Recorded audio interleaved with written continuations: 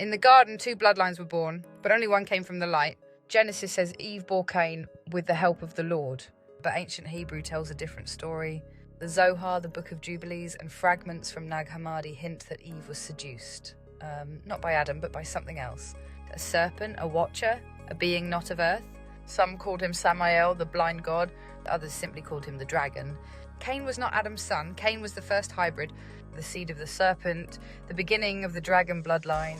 Cain killed Abel, but it wasn't about jealousy, it was inheritance. Abel carried the breath of the Creator. Cain carried the code of the fallen, and when the earth cried out, God didn't kill Cain, he marked him. Some say the mark was protection, others say it was a genetic seal, an identifier.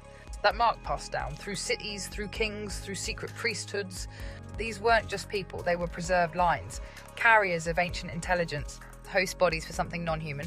While others multiplied, they consolidated. One bloodline, guarded, hidden, waiting.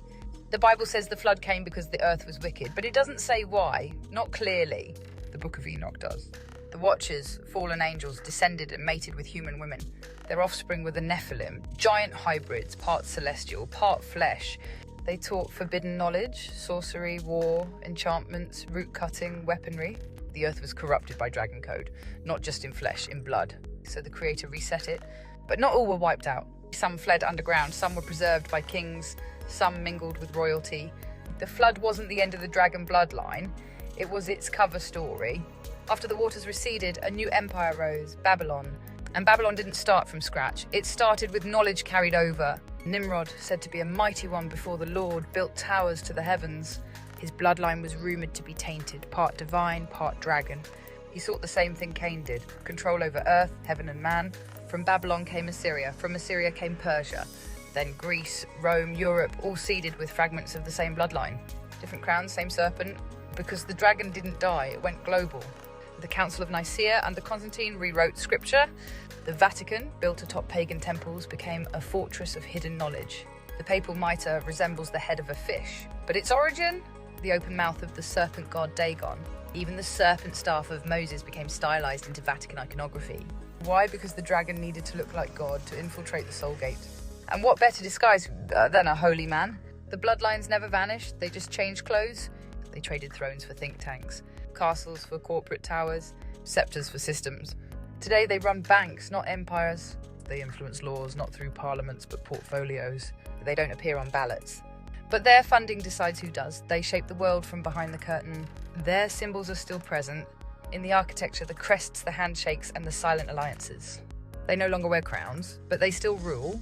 And the bloodline they carry, still guarded, still active, still dangerous. Power was the bait, control was the method. But the end game was always soul access. The dragon bloodline isn't just preserving DNA, it's preserving a frequency, a signal from before the fall, a corruption older than language. A blueprint that allows non-human consciousness to interface with flesh. This isn't royalty, it's possession by design. Some carry the code willingly, others are bred into it.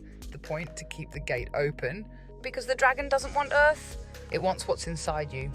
What do you do when your bloodline is thinning, when your hybrid code is fading? You digitize it, DNA banks, genome editing, designer births, selective breeding programs hidden under health science, sperm vaults, cloning patents, CRISPR, and massive data harvesting to map and control the gene pool. Not all elites care about power. Some care about preservation. They believe their bloodline came from the gods, that it must continue through the singularity, biology merging with AI, ancient code merging with machine, the dragon entering the cloud. In ancient days, they mixed bloodlines. Now they're mixing code. Through biotech AI and genetic editing, the serpent line is evolving again. This time not with fallen angels, but with machine intelligence. Neural link implants, synthetic RNA programs, biodigital ID systems, CRISPR edits to correct what they call genetic flaws. But what if the flaws they're correcting are the soul-bearing traits? Empathy, intuition, connection to the divine source. They're not upgrading humans, they're rewriting them to make the vessel suitable for something else. The dragon isn't dying, it's uploading. The serpent seed can't take you by force, it needs permission. And that's why deception matters, that's why history was rewritten. That's why the bloodline cloaked itself in robes, crowns, and algorithms. But now, the gate is closing, and you must choose. Not everyone will activate, not everyone will see through the illusion. Some will be assimilated, merged with tech, broken from soul memory. Others will rise, reclaiming their code, unlocking the original spark. And that's the real war. Not politics, not royalty, sovereignty, of blood, of memory, of soul. You carry something the dragon never could. Not wealth, not control, light.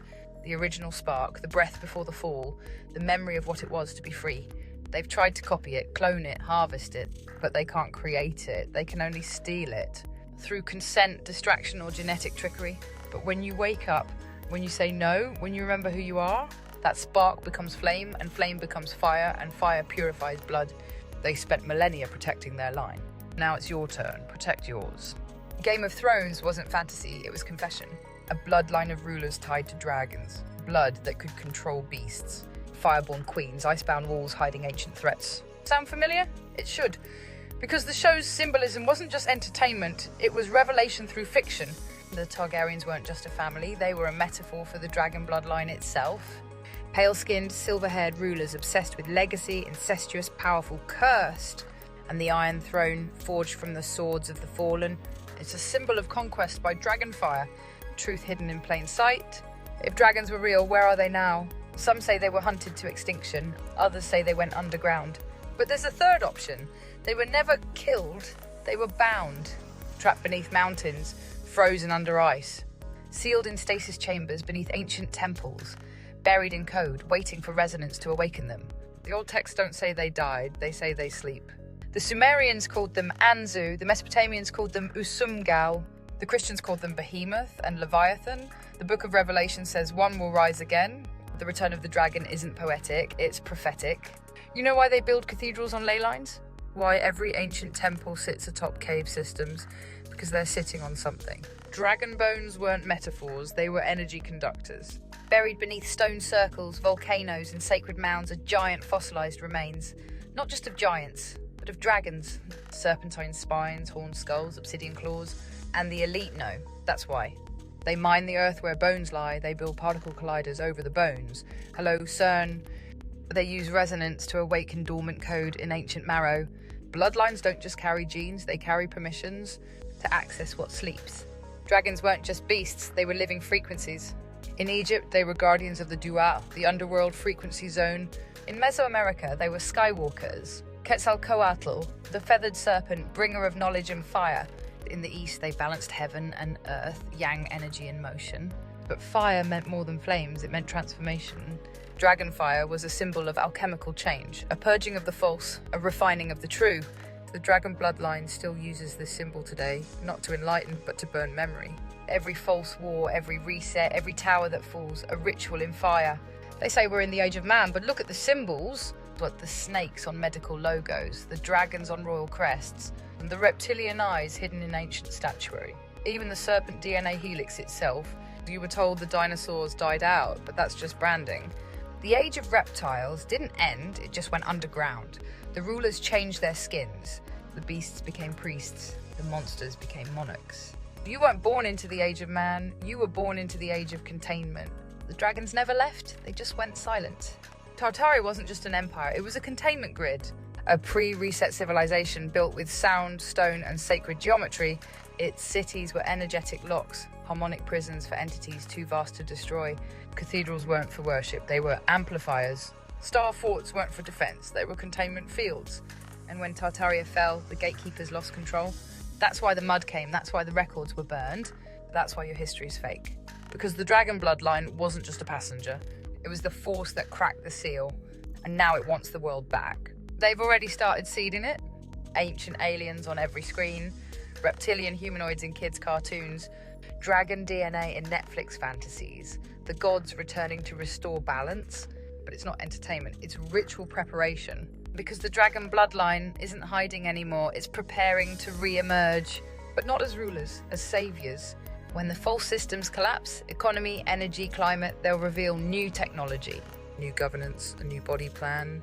Dragon blood hybrids, soulless post-human evolution, but here's the truth. They aren't returning, they're activating from stasis, from underground, from within certain bloodlines. And disclosure is just the doorbell. Why are the youngest always the target? In every ancient empire, the brightest sparks were drawn to the fire, not because of superstition, but because their light was undiluted. The newer the arrival, the cleaner the signal. Moments of fear or shock can release a rare kind of charge. That charge doesn't vanish, it's harvested, stored, redirected. It's in the old stories. The boy in the labyrinth, the sacred twins of the sun cult, the lost little ones at elite banquets. They say it's myth, but the current still flows in those rooms. And they're not worshipping the flame, they're feeding it. In every ancient culture, blood was sacred because it was more than biology, it was memory. The elite don't spill blood for power, they spill it to bind. Blood rights create contracts, agreements sealed across lifetimes. Whether in war, sacrifice or ritual, the act creates permission. Blood is the carrier of light memory, but also trauma. Trauma seals the gate. This is why they obsess over first blood, why virgins were offered, why bloodlines must remain pure.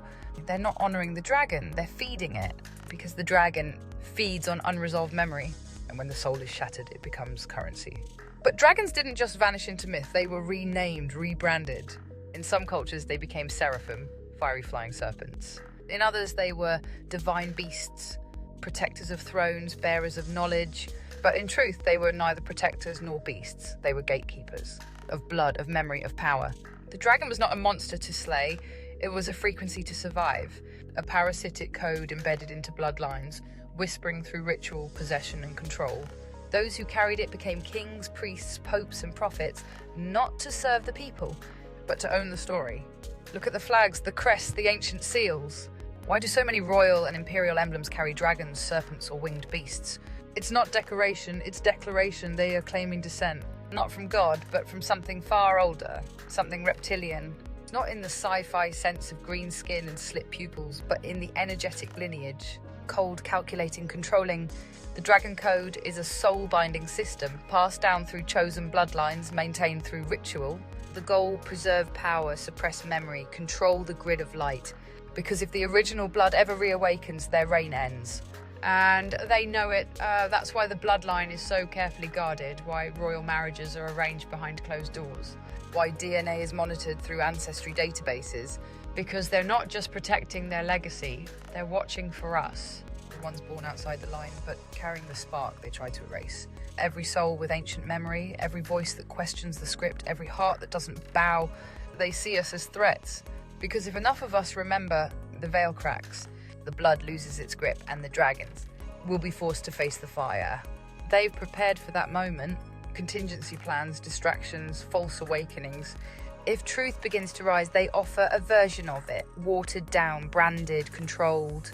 You'll see disclosure on headlines. You'll hear talk of ancient ones, returning gods, off-world advisors. But don't be fooled, it's not revelation, it's redirection.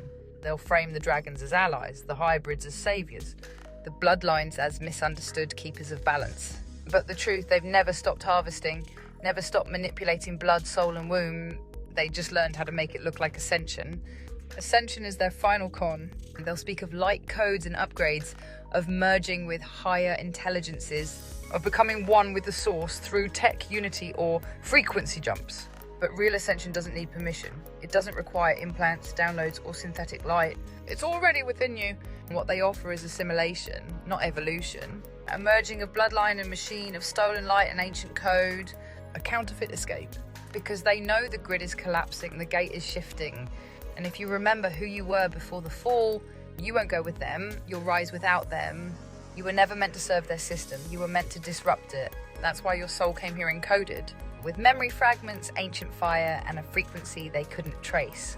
It's why they distract you, dilute you, derail your mission with pain, trauma, and false love. But underneath it all, you've always known, you don't belong to the bloodline, you don't owe them your light, and you don't need their version of heaven. You came to burn the old script, to wake the others, to reclaim the grid, not as royalty, but as the return of the original flame. The dragon bloodline ruled through fear, through ritual, through illusion. But its deepest weapon was this, making you forget who you are. And now that spell is breaking, because your voice is fire, your truth is a sword, your memory is a map. They guarded the gates, but you were the gate. The throne they built wasn't for them, it was stolen from you. So rise, spark of the old flame, not to follow, but to lead. Not to obey, but to awaken. Because the bloodline ends when you remember. And baby, you just did.